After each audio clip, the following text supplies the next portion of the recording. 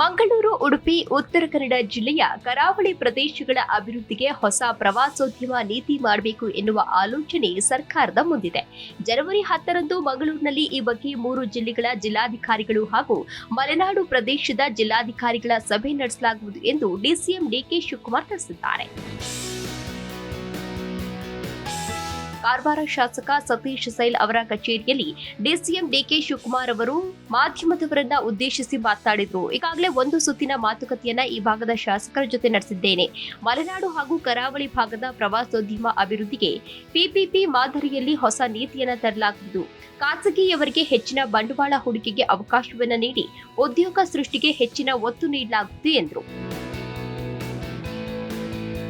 ಈ ಸಭೆಗೆ ಬಂಡವಾಳ ಹೂಡಿಕೆದಾರರಿಗೆ ಆಹ್ವಾನವನ್ನ ನೀಡಲಾಗ್ತಾ ಇದೆ. ಹೊರದೇಶದವರಿಗೂ ಆಹ್ವಾನವನ್ನ ನೀಡಲಾಗುವುದು. ಇವರು ತಮ್ಮ ಬೇಡಿಕೆ ಜೊತೆಗೆ ಸಲಹೆ ಸೂಚನೆಗಳನ್ನ ನೀಡಬಹುದು.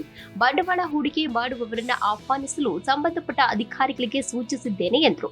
ಮುಖ್ಯಮಂತ್ರಿ ಅವರು, ಪ್ರವಾಸೋದ್ಯಮ ಸಚಿವರು, ವಿಧಾನಸಭೆ ಸಭಾಧ್ಯಕ್ಷರು ಈ ಸಭೆಯಲ್ಲಿ ಇರಲಿದ್ದಾರೆ. ನಾನೇ ಖುದ್ದಾಗಿ ಇದರ ಜವಾಬ್ದಾರಿಯನ್ನ ತೆಗೆದುಕೊಂಡಿದ್ದೇನೆ. ಸಂಸತ್ ಸದಸ್ಯರು, ಶಾಸಕರು, ಸ್ಥಳೀಯ ಸಂಸ್ಥೆಗಳ ಸದಸ್ಯರಿಗೂ ಆಹ್ವಾನ ನೀಡುವುದಕ್ಕೆ ಜಿಲ್ಲಾಧಿಕಾರಿಗಳಿಗೆ ಸೂಚಿಸಿದ್ದೇನೆ ಎಂದರು. ಸಿಆರ್ಜೆಡ್ ಅನುಮತಿ ಕೇಂದ್ರ ಸರ್ಕಾರ ನೀಡಬೇಕಾಗುತ್ತದೆ. ಇದನ್ನ ಪಡೆಯದೆ ಪ್ರವಾಸೋದ್ಯಮ ಅಭಿವೃದ್ಧಿಗೆ ಸಭೆ ನಡೆಸಿದ್ರೆ ಪ್ರಯೋಜನ ಏನು ಎಂದು ಕೇಳಿದಾಗ, ಇದರ ಬಗ್ಗೆ ಚರ್ಚೆ ನಡೆಸಲೆಂದೇ ಸಭೆಗೆ ಕೇಂದ್ರದ ಅಧಿಕಾರಿಗಳನ್ನ ಆಹ್ವಾನಿಸಲಾಗಿದೆ. ಗೋವಾದಿಂದ ಬರುವಾಗ ನೋಡಿಕೊಂಡು ಬಂದೆ. ಅಲ್ಲಿಗೆ ಒಂದು ಕಾನೂನು ಹಾಗೂ ಕರ್ನಾಟಕಕ್ಕೆ ಒಂದು ಕಾನೂನು ಮಾಡಲು ಆಗುವುದಿಲ್ಲ. ಕಾನೂನು ಚೌಕಟ್ಟಿನಲ್ಲಿಯೇ ಕೆಲಸವನ್ನ ಮಾಡಲಾಗುವುದು. ಸಮುದ್ರ ತೀರ ರಕ್ಷಣೆಗೆ ಏನು ಗೈಡ್ಲೈನ್ ಇದೆ ಅದರಂತೆ ಕೆಲಸವನ್ನ ಮಾಡ್ತೇವೆ ಎಂದರು.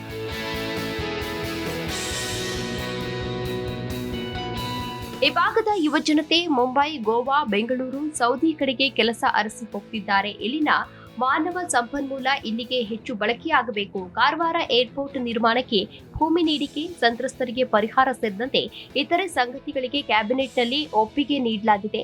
ನೌಕಾದಳದವರ ಜೊತೆ ಒಪ್ಪಂದವನ್ನ ಮಾಡಿಕೊಂಡು ಇಲ್ಲಿ ಅಭಿವೃದ್ಧಿ ಮಾಡಲು ತೀರ್ಮಾನವನ್ನ ತೆಗೆದುಕೊಳ್ಳಲಾಗಿದೆ ಎಂದರು.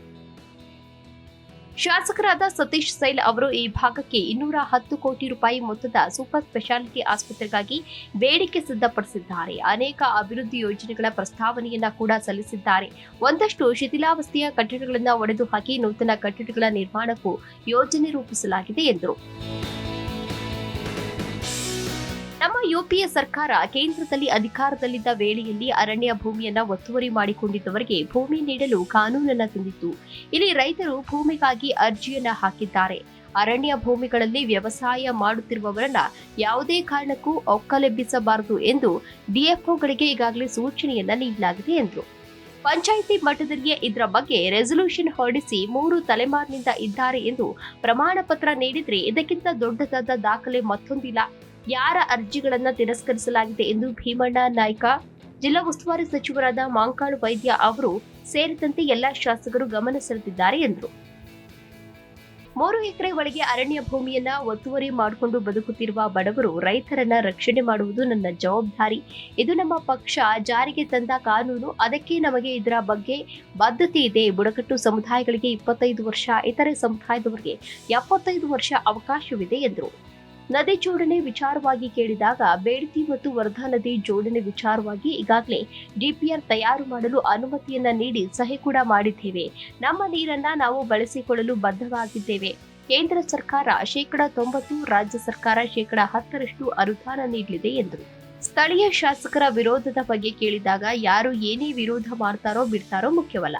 ನಮ್ಮ ಜನರಿಗೆ, ರೈತರಿಗೆ ಇದರಿಂದ ಅನುಕೂಲ ಆಗುವುದು ಮುಖ್ಯ. ಅಂತರ್ಜಲ ಹೆಚ್ಚಾಗಬೇಕು. ಯಾವುದೇ ಒಳ್ಳೆ ಕೆಲಸವನ್ನ ಮಾಡುವಾಗ ವಿರೋಧ ವ್ಯಕ್ತಪಡಿಸುವುದು ಸಾಮಾನ್ಯವಾಗಿದೆ. ಸಂತ್ರಸ್ತರಿಗೆ ಕಾನೂನು ಪ್ರಕಾರ ಪರಿಹಾರವನ್ನ ನೀಡಲಾಗುವುದು ನಮ್ಮ ಜವಾಬ್ದಾರಿಯಾಗಿದೆ. ಹಾಗಾಗಿ ನಾವು ಕಾನೂನು ಪ್ರಕಾರ ಪರಿಹಾರವನ್ನ ನೀಡುತ್ತೇವೆ ಅಂತ ಡಿಸಿಎಂ ಡಿಕೆ ಶಿವಕುಮಾರ್ ತಿಳಿಸಿದ್ದಾರೆ. 9 ದಿನಗಳ ಕಾಲ ನಡೆದ ಕರಾವಳಿ ಉತ್ಸವದಲ್ಲಿ ಡಿಸಿಎಂ ಡಿಕೆ ಶಿವಕುಮಾರ್ ಸೇರಿದಂತೆ ಸಾಕಷ್ಟು ಗಣ್ಯರು ಭಾಗಿಯಾಗಿದ್ದರು. ಅಂತಹ ಸಂದರ್ಭದಲ್ಲಿ ಅಲ್ಲಿನ ಶಾಸಕರ ಜೊತೆ ಕೆಲವೊಂದಷ್ಟು ಮಾತುಕತೆಗಳನ್ನ ಕೂಡ ನಡೆಸಿದ್ದಾರೆ. ಅಭಿವೃದ್ಧಿ ವಿಚಾರಕ್ಕೆ ಸಂಬಂಧಪಟ್ಟಂತೆ ಮಾತುಕತೆಗಳನ್ನ ಕೂಡ ನಡೆಸಿದ್ರು. ಅದರ ಜೊತೆಗೆ ಅಲ್ಲಿ ಹೋಗಿ ಬಂದಂತಹ ಸಂದರ್ಭದಲ್ಲಿ ಸತೀಶ್ ಸೈಲ್ ಅವರು ಕೂಡ ಈಗಾಗಲೇ ಡಿಸಿಎಂ ಡಿಕೆ ಶಿವಕುಮಾರ್ ಅವರಿಗೆ 16 ಲಕ್ಷದ ಉಡುಗೊರೆಯನ್ನ ಕೂಡ ನೀಡಿದ್ದಾರೆ. ಅದು ಕೂಡ ಈಗಾಗಲೇ ಸೋಷಿಯಲ್ ಮೀಡಿಯಾದಲ್ಲಿ ಸಾಕಷ್ಟು ಚರ್ಚೆಗೆ ಗ್ರಾಸವಾಗ್ತಾ ಇದ್ದು, ಡಿಕೆಶಿ ಅಭಿಮಾನಿಗಳು ಈಗಾಗಲೇ ಸಂಭ್ರಮಿಸಿದ್ದಾರೆ. ಅದರ ಜೊತೆಗೆ ಕೆಲವೊಂದಷ್ಟು ವಿಚಾರಗಳ ಬಗ್ಗೆ ಅಲ್ಲಿ ಡಿಸಿಎಂ ಡಿಕೆ ಶಿವಕುಮಾರ್ ಅವರು ಚರ್ಚೆ ಮಾಡಿದ್ದಾರೆ.